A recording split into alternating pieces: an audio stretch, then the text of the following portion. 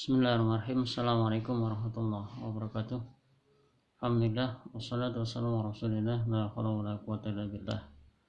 Rabbi shrah li sadri wa yassir li amri wahlul 'uqdatam min lisani yafqahu qawli. Allahumma zidna ilman nafi'ah warzuqna fahmah. Allahumma shalli wa sallim wa barik ala Muhammad wa ala alihi wa sahbihi wa man tabi'ahum bi ihsan ila yaumiddin.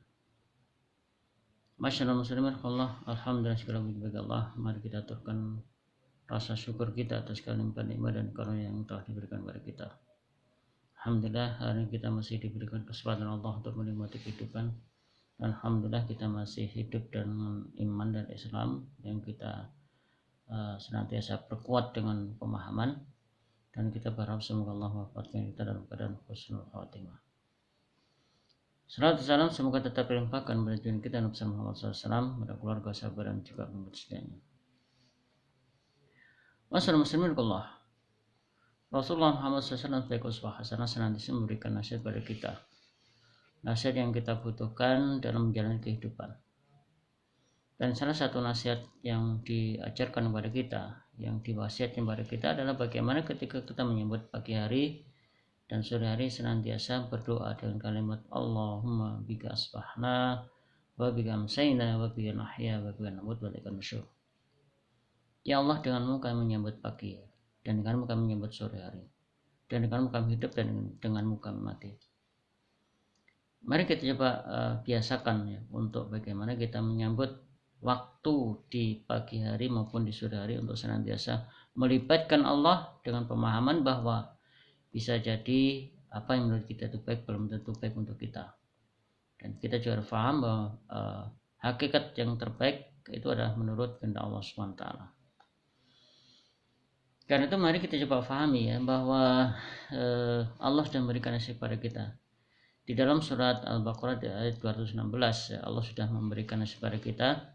Kutiba alaikumul qital wa kurhul lakum wa asan takrahu syai'an wa khairul lakum wa asan tuhibbu syai'an wa syarrul lakum wallahu ya'lamu wa antum la ta'lamun. Coba perhatikan nasihat ini ya, bahwa Allah telah mewajibkan pada kita berperang. Dan itu tidak kita sukai. Bisa jadi kita membenci sesuatu, tapi dibalik sesuatu yang kita benci ada kebaikan, ada maslahat yang bisa kita ambil. Dan bisa jadi kita senang mencintai sesuatu, tapi dibalik sesuatu yang kita cintai itu ternyata ada madarat, ada kerugian dalam diri kita. Masyaallah muslimin Allah. Persoalan yang muncul dalam diri kita itu adalah kita itu memiliki persepsi pemahaman bahwa apa yang baik menurut kita itu apa yang kita sukai, yang kita cintai. Sehingga faktanya kalau kita coba melihat bagaimana perintah agama itu sulit untuk dilakukan lantaran apa? Kebiasaan yang muncul, atau biasanya kebiasaan yang ditawarkan oleh agama kita itu adalah sesuatu yang tidak kita sukai. Dan kita berasumsi bahwa yang tidak kita sukai, yang tidak kita cintai itu adalah kebaikan untuk diri kita.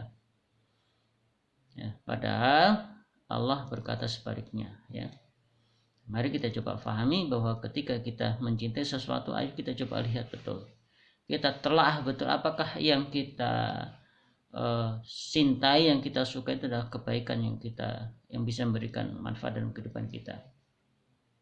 Sebaliknya, apa yang justru yang kita tidak sukai itu adalah kebaikan yang ditawarkan Allah kepada kita semuanya.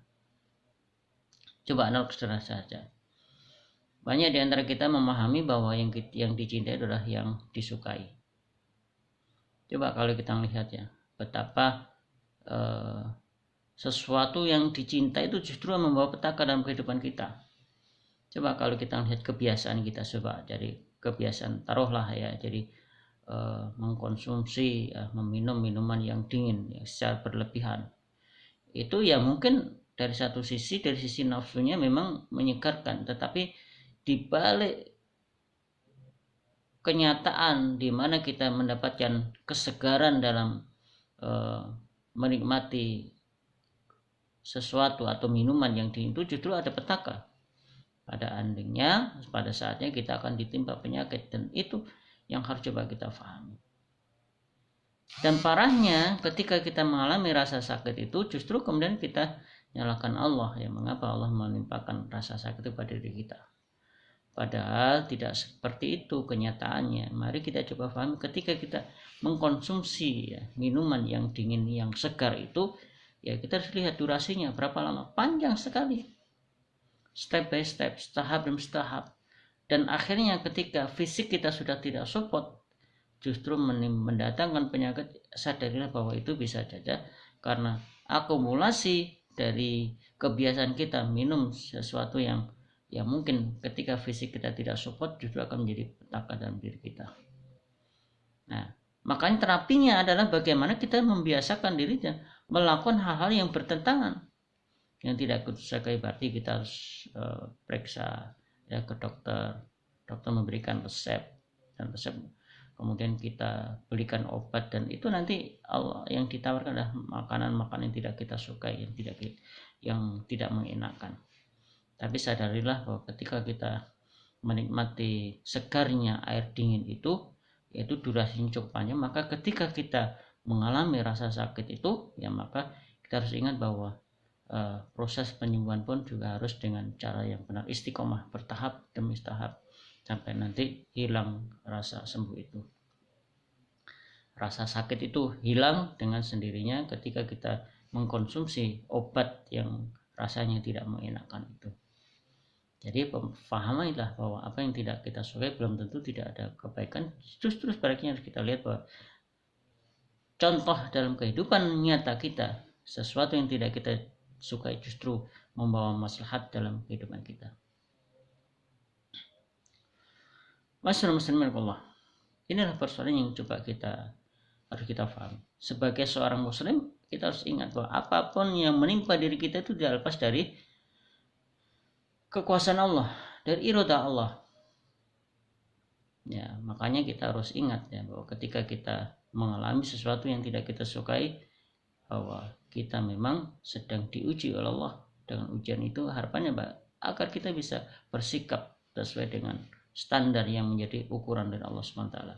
Alladzi khalaqal mauta wal hayata liyabluwakum ayyukum ahsanu amala. Dia menciptakan kehidupan dan juga kematian untuk menguji kita semua, menguji manusia, mana di antara kita yang paling baik amalnya. Dan salah satu nasihatnya adalah apa? Ketika kita ditimpa penyakit, ya maka jangan marah ya, dalam pengertian ya, kita memaki Allah, mencela Allah lantaran Allah sudah memberikan sesuatu yang tidak kita sukai. Tapi sadarilah bahwa itulah ujian Allah yang diberikan pada kita. Seharusnya yang harus kita munculkan adalah akhlak Islam. Bagaimana ketika Allah memberikan rasa sakit itu, ya ada doa yang harus kita baca. Di antaranya Allahumma rabban nas udhibal bas isfi anta syafi la shifa ila shifa sifan la yughadiru saqama. Rasul sudah mengajar kita, wahai zat yang menyembuhkan segala macam penyakit, yang bisa menghilangkan segala macam penyakit, sembuhkanlah ya Allah, ya kesembuhan yang betul-betul sembuh dan tidak ada bekasnya. Itu ajaran yang diajarkan Rasulullah SAW pada kita, ya sehingga apapun yang kita kerjakan, mari kita pahami ya bahwa itu tidak lepas dari kudrat dan iradat Allah Subhanahu Wa Taala. Ya, semoga kita diberikan pemahaman yang benar tentang agama ini dalam kehidupan ini, ya sehingga kita tidak uring-uringan lantaran ketika kita mengalami sesuatu yang tidak kita sukai, dan kita tidak senang secara berlebihan ketika kita mengalami sesuatu yang menurut diri kita senang, menyenangkan itu. Semoga Allah memberikan kekuatan pada kita, memberikan kesempatan pada kita untuk istiqomah, dan harapan kita semoga Allah mewafatkan kita dalam keadaan husnul khatimah. Demikian yang bisa saya sampaikan. Mari kita coba dengan bacaan alhamdulillah. Alhamdulillahirabbil alamin. Subhanakallahumma bihamdika asyhadu an la ilaha illa anta astaghfiruka wa atubu ilaik. Assalamualaikum warahmatullahi wabarakatuh.